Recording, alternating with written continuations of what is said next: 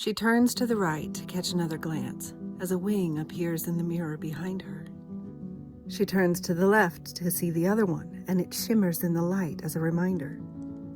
The filament ripples in the sun when she smiles, and she remembers what it was like without them. She remembers when she first noticed them, hardly visible at all, if not for the boy who found them. 2 years ago, she was buried in her bed, her dress still tangled up in the sheets with her. Her cottage was in disarray, and she abandoned the world, content to lay there and wither. It seemed only right after her prince had turned on her and fled to the sky. Everyone said he would do it, that he would show her who he was, and she'd see it was all a lie. "Not this one," she defended. "You've seen too many gargoyles to know when you've got a prince." She knew they were wrong, but she couldn't say how. She only knew he left her, and she hadn't been happy since. But after several weeks of wallowing and pining and dread, she found a note slipped under her door to pull her out of her head. "Your true love longs for you and calls for you even now. Go quickly, but don't miss it. What's in the glass will show you how." She jumped back and dropped the note, afraid to believe it could be true. Her inner voice told her that night this was meant to be, and she must see it through. But she heard that voice again in the note and felt compelled to move. She dressed herself quickly and raced down the hall, having everything to prove. Just as she turned to open the front door, she caught herself in the gilded mirror that rested against the wall. It had been there all her life, but somehow it seemed brand new.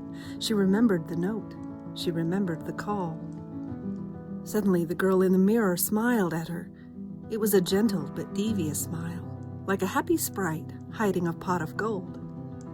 Just as our fairy realized she herself was not smiling, the girl stepped toward her, and her skin turned cold.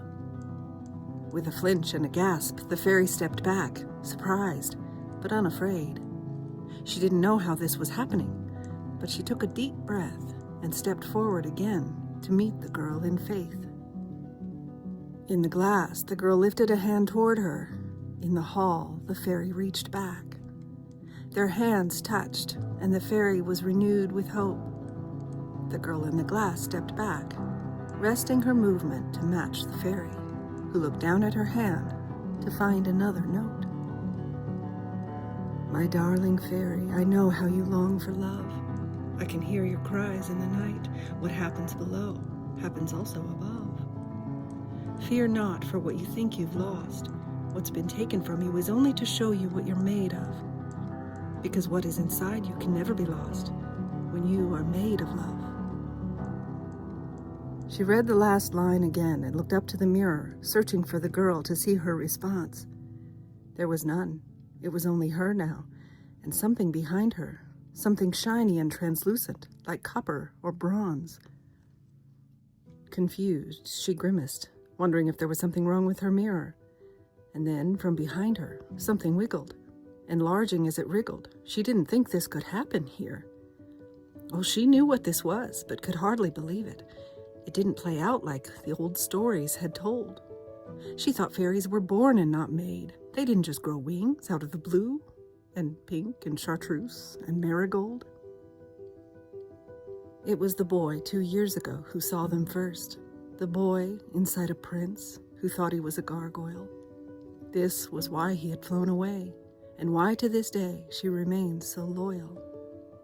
What he saw in himself was flawed, but what he saw of her was not.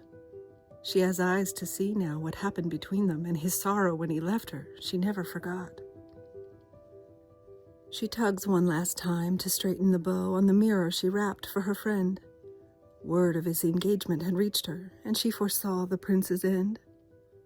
His family, too, was with him, she knew, all of them asleep and entwined. She waves to the courier who's been trying not to hurry her, and hopes it will reach him in time.